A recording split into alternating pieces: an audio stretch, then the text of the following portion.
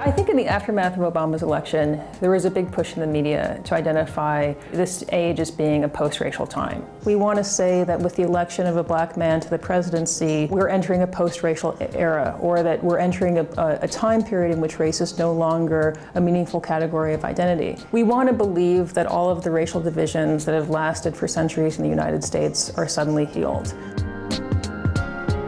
I've identified Obama as our first signifying president in the sense that he's using his racial identity as a kind of political tool, and how he talks to different audience members with a double-voiced language, so that he's addressing a white audience, but he may be making allusions to African-American traditions that really speak to black listeners. I stand here knowing that my story is part of the larger American story, that I owe a debt to all of those who came before me. In his 2004 address to the Democratic National Convention, in which he discussed wanting to unite red and blue states. This is not a specific racial appeal, but for many people there was kind of a racial resonance to this. There is not a liberal America and a conservative America. There is the United States of America. Coming from a man who is black, this seems to signify a kind of racial reconciliation.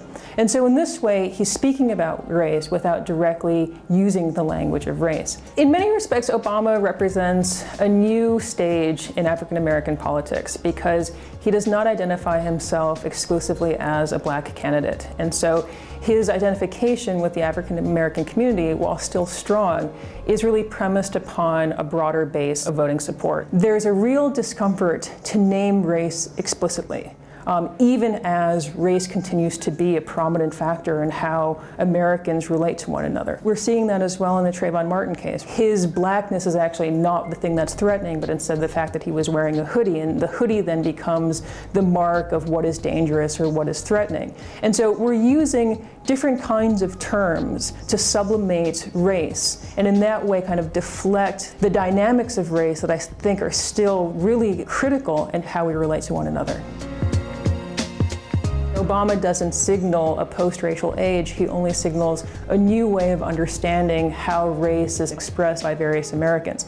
I think that racism is still very prevalent in the United States, but it's not okay to call out, blackness specifically as being dangerous or as being threatening, and instead we have kind of closeted or veiled characterizations of how blackness is still kind of understood as predatory. The effects of Obama have to be understood as a far-ranging consequence, that it's going to take decades for the significance of his presidency to unfold, rather than wanting simply a kind of quick result that's immediately going to assuage race relations more generally.